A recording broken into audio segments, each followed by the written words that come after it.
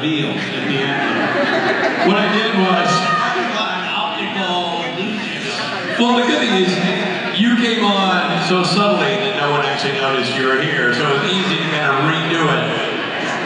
I like how he just walked out. He didn't wait for the intro. Didn't know. Why do that? Why let us do the thing we work on all year when you can shit on it? No, all I heard is I come racing from my previous obligation directly panting because I'm rushing to be timely, efficient. Right. I open the door and I hear, "Where's Misha?" I don't know. And then so, speaking of a slight, that really makes me feel like there's no way to win. You're setting me up for failure. No, I'm setting you up for tardiness. Let me tell you something. I'm setting you up for guaranteed success, because what we did as a collective, the band and myself, is we took your laissez-faire approach to con attendance and turned it into a hit single. So when you are not on stage on time, they are begging to hear Where's Misha.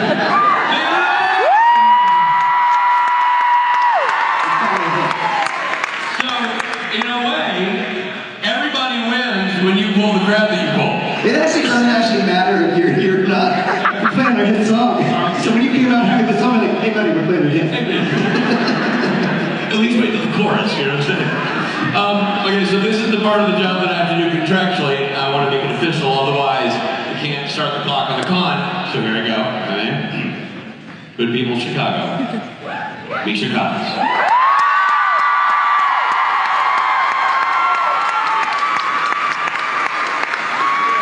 I'd have to read your whole contract, because it sounds interesting. You must say good people. You must stand at the front left of the stage. You must bow quasi-deferentially toward the audience. You must insult your fellow castmates.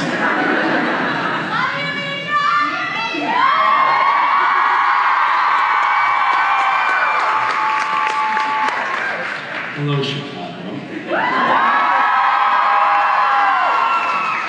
How many of you are actually Chicagoans and how many are interlopers? So the way I phrase that question, I'm not a professional sociologist, but I know that was bad survey technique. How many of you are from Chicago? And how many of you are interlopers? Interlopers are either more numerous or more vocal. Well, I love all of you.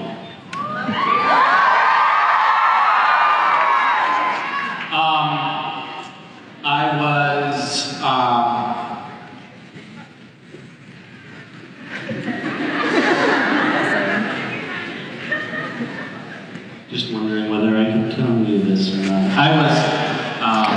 I was shooting last night.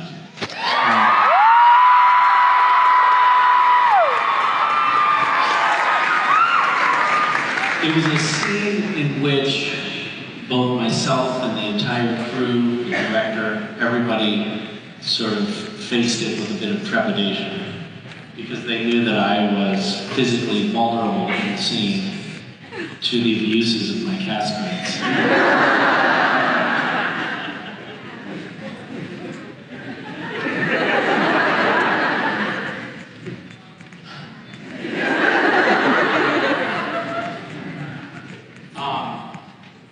It did not end well. It's difficult to talk about without being too spoilery, and also just because of the emotions that it brings up. But anyway, yeah. I mean, it's a funny thing to be at work and to be sort of just rigid with fear. You know, that shouldn't be how it goes, and yet that's how it was. And by the way, completely founded fear, as it can be. But you'll probably see a gag reel at some point. As I leap up and clutch my feathers.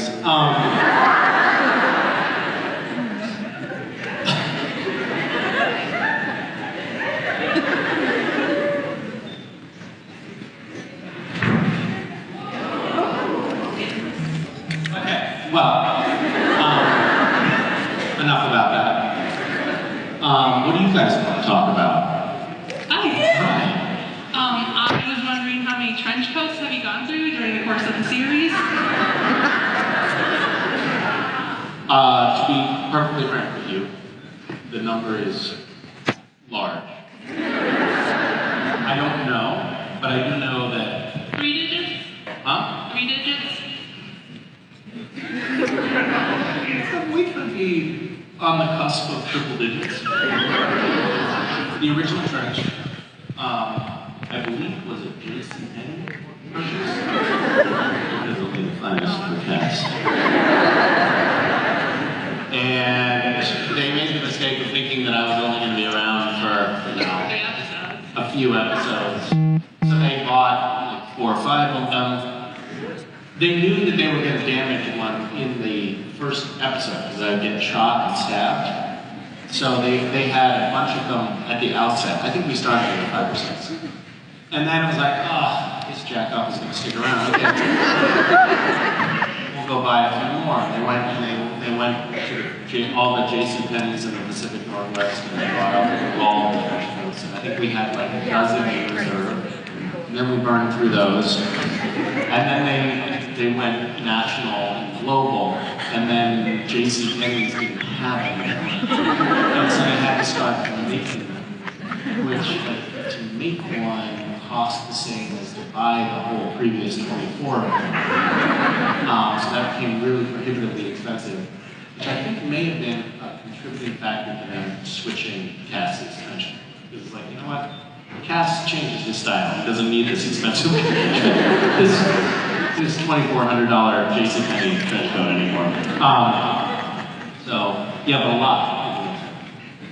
Thank you. Yeah, it's a weird wardrobe because mostly on television, you know, actors like go in once a week or once every couple of weeks for a fitting and try on new clothes for each episode. Cass doesn't do that. Cass actually wears like a homeless person wears out his clothes. Like my suit will get to the point where it's like, you know, as the seams are coming apart, there's a hole in the crotch, right? I don't know if you're aware of that. So, yeah. Hi. Hi. You're the reason I started watching the Supernatural season again, because I could see a character called Castiel, so I just wanted to say thank you for that. Oh, I'm so sorry. Oh. I really enjoyed it. It's all good. But anyway, my question was, if Meg survived, do you think something would have developed between Castiel and Meg? You mean like a baby? Take it that way, sure. Or something. A little family. Well, I mean, something definitely was developing between Cass and Meg.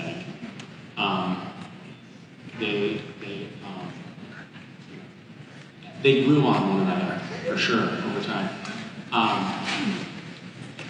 It was an interesting dynamic because it was the first time I think that Cass had been flirted with really consistently, and it made him, obviously except for Dean,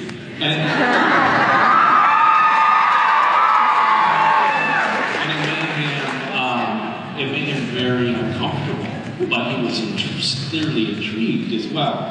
So it was an interesting thing to play with. We miss on the show Rachel Miner. She is a lovely woman and a beacon of light, a sweetheart, and somebody who really works hard at being good. So I like her.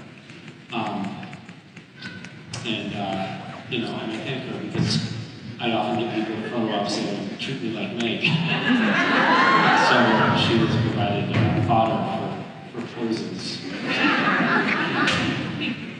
Hi. Hi. My question is, can anything supernatural ever happen on set? Yes, as a matter of fact. were sitting in the Impala. It was me and Jared and Jensen, and we're shooting a scene inside the studio, and they do this weird thing with lights it's called the poor man's process, which is sort of something that we kind of perfected on Supernatural that's been replicated on other shows. But it looks like you're driving by lights and things, but it's just somebody rocking the car from behind. It's very high tech. And we were sitting in there, and there was a mist going on the windshield and windows from guys that had little sprayers. So because it was raining, the wipers were on, and we were shooting a scene, and all of a sudden, the hairs kind of stood up on the back of my neck because there was a truly otherworldly smell in the car that could not have been from the earthly realm. And I knew that some sort of supernatural monster had farted in the car.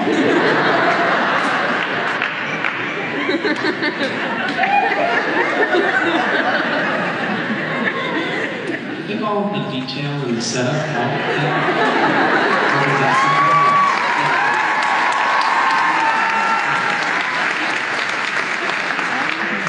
Hi, I'm an old mom that had a career in Supernatural brought my teenage daughter and me together. I just want to thank you. I'm sorry. that is lovely to hear. Well, I don't know if that's a good thing or not. Is that good to We shared Supernatural, the whole. That's amazing. How old is your daughter? That's 18 and going to college as well, so thank you very much. Congratulations. Thank you. Have you been watching together since she was 7? Yes. Okay, so that's questionable parenting, but... Supernatural convention. Oh my goodness. Oh my goodness. And you are retired from your career? No, still working, if you can believe it. Well, I think you referenced your career in the past tense when you introduced yourself, so... Thank you very much. My question to you is, are you going to miss Super Mark Shepard Crowley? We love him so much. Are you going to miss him? Am I going to miss him? Yeah. Me personally? I don't think anyone personally misses Mark. More abstractly, like, where's Mark?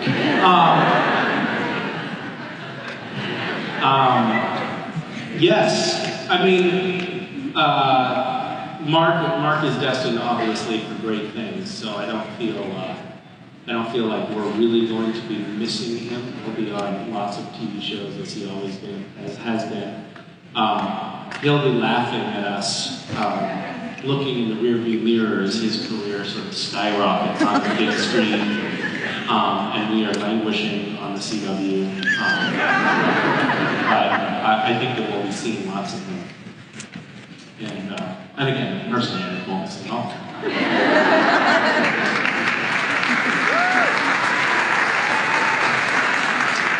So we're really excited for this Scooby-Doo crossover, and I was wondering if there was any other show. Isn't that like pure magic?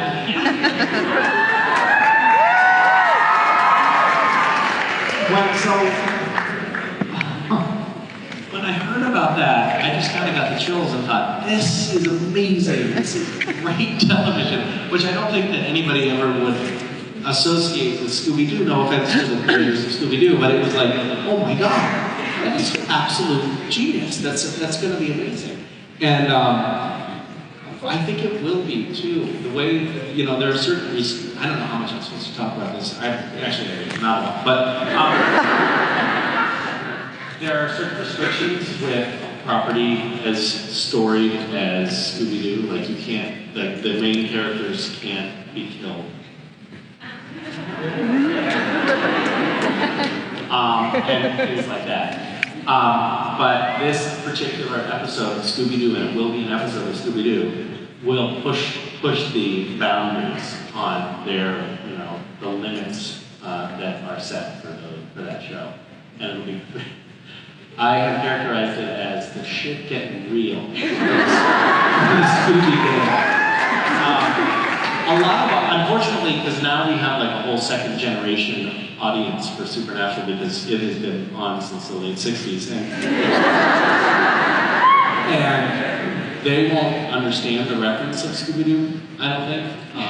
It'll be like, oh, I think I maybe recognize those characters. So it'll be for the more mature audience. Not in the extreme sense, just all that. He does get Randy in the other realm. So,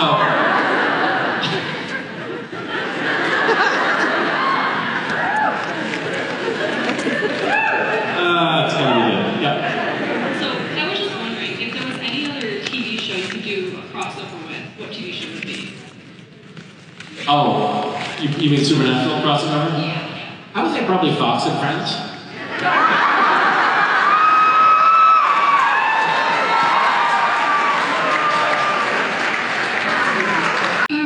So I just want to know how you feel about fans getting tattoos of things you write out. Because I don't know if you remember, but I'm in England and showed you a tweet my friend tweeted about wanting to get a tattoo on her ass of the insults that you showed Trump.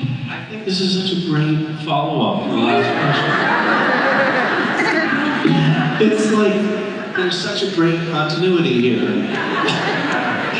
What's an inspirational thing that I can tell my kids? And what's a great thing I can get tattooed on my ass? It may or may not have happened. It happened? I told you she'd stick to her word, so I made her do it. Oh, that's the friend right there with the tattoo on? I have it. Okay. Are you gonna model it for us? Hot quote. I can't. Do you want to see it though?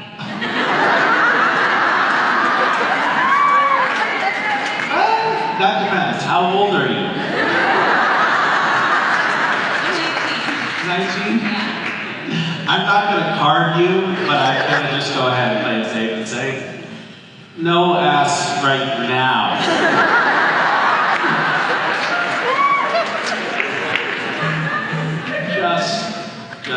Just to be cautious. What does it say though? You can describe it vividly, please. Okay. Well, you wrote out D-bag for me to get tattooed. That was your, What an asshole. Oh my god, that's such a great yin and yang to the previous question. I wasn't in your handwriting, but I decided that calligraphy might be better. Okay. So it's calligraphy D, dash, bag. And it's bigger than what I expected.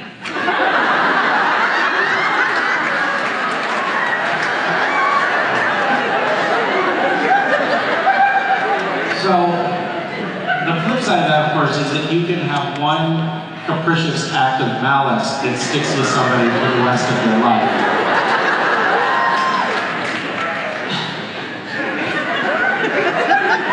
I'm so sorry. Would you like to come to my house for Thanksgiving? Yeah.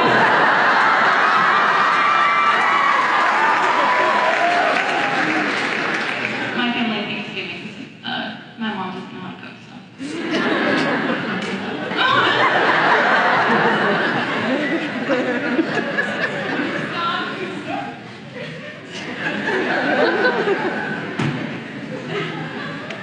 Oh, Jesus.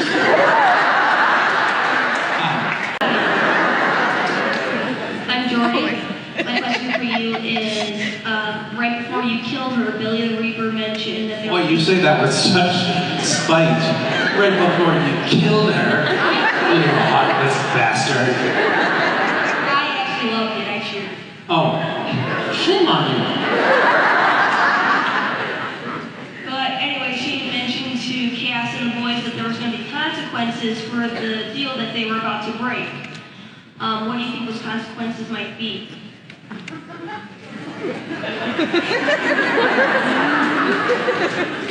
You may have missed some of season 12. But I would reference you to the end of season 12. And then think about that question and watch the end of season 12 and see if you come back with any answers. I've already seen it. Okay. Thoughts? I'm still trying to come from the fact that it happened. Okay. So you're in such desperate denial right now that you can't even process. Cosmic consequences, death everywhere, a tear in the fabric of reality. That's not computed as cosmic consequences at all. The birth of Lucifer's son. It's not ringing any bells or. No, I just thought that was separate. Yeah. You're related to the really bad thing that happened. Okay.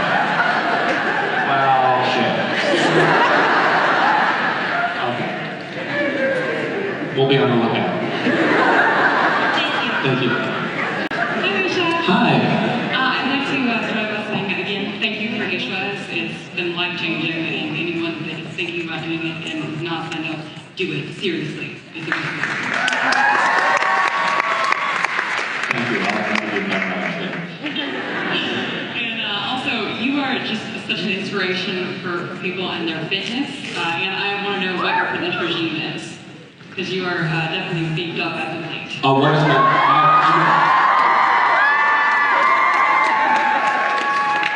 Okay, so if you want to beef up, as you say, like me, the trick is a lot of cereal with milk.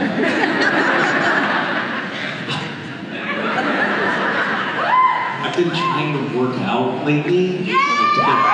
I'm trying to get fit, and I just keep getting heavier. And it's like, I weigh more now than I've ever weighed, and it's terrifying. That's not, trust me, it's not all muscle.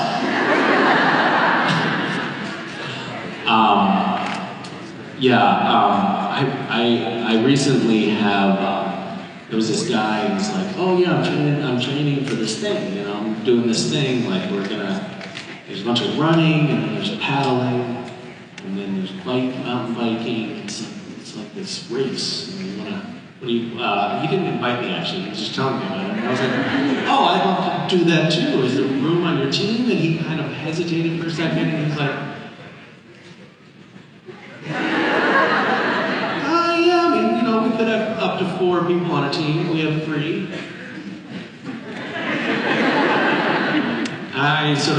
There was a pregnant pause, and I was like, well, how about if I were your 4th? And he was like, oh, okay. So anyway, I signed up. I volunteered myself to join this team with relative strangers. As it turns out, all of them have done Ironman before. Which I have not done. So that really has lit a fire under my pan, and I'm really trying to just not embarrass myself. So I guess my fitness regime is just one of face saving and shaming. Those are my key motivating factors right now. Thank you so much. Hi. This is my first convention, and How's it going so far? I like it. I feel very honored that I'm asking you a question. I feel honored that you're asking, like, you could ask any of these people a question, and you're asking me a question. Makes me feel great. What's the worst part of your first convention? Being nervous. Yeah. It gets better, trust me. By your 10th or 12th convention, butterflies are settling down. My question is, on the show, what's your favorite, like, most iconic one-liner that somebody says? That someone says? Yeah. Well, there are a handful of them that stand out to me. I like Hey Ass Butt. Because I said it, you know. I like it because it was like cast in a really important kind of badass superhero moment where he just couldn't think of an insult. You know? I mean, like it all comes to a head in this one moment. And he's like, you, ass butt. I remember when I was in 4th grade, I was new at this school, I was getting picked on by like the playground bully, his name was Jake. We were playing dodgeball, and he just stuck up behind me and threw the ball right in my face. I started crying in front of everybody, and everybody started laughing, and I said, "Drop dead, you, Jake, you."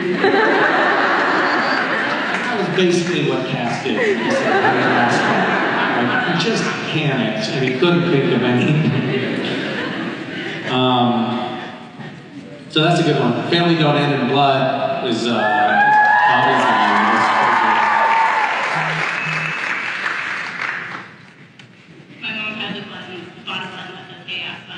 She does. Tell her she's a woman of taste and discretion. Taste and discretion. Thank you. You're welcome. I'm Misha. This, I have to do a little shout out. This question came from my daughter Natalie, so she's up here with me. We'd like to know, what was your favorite personality of Cass, Leviathan Cass, Crazy Cass? Which was your favorite, and which was your most challenging to play? Well, I think my favorite was probably Human Cass. I actually liked playing Lucifer. I think the most challenging was Crazy Cass, which, speaking of Ben Edlund, do you guys hear an echo too? Yeah, that's nice. Ben wrote that episode, and he also directed it, where Cass sort of shows up crazy. And we started out, I showed up, you don't have a lot of time to rehearse on, network television. It's kind of like you show up, you have an idea. I showed up, I had an idea. Ben was like, that's not a very good idea. Why don't you play the character totally opposite of what you're doing right now? We'll try it that way, totally opposite. And I was like, oh, okay, I'll try totally opposite. And we did a take, and he came back and he said, that's not working. Can you do something else? And so I went opposite again, and it just felt a little weird, and I never felt like I really sunk my teeth into it. And I think that probably just happens sometimes. I mean, there's a lot of characters that I play that are iterations of Cass, and they've all been fun in some respect. But that one, for some reason, stands out as the most challenging. There's a challenging one.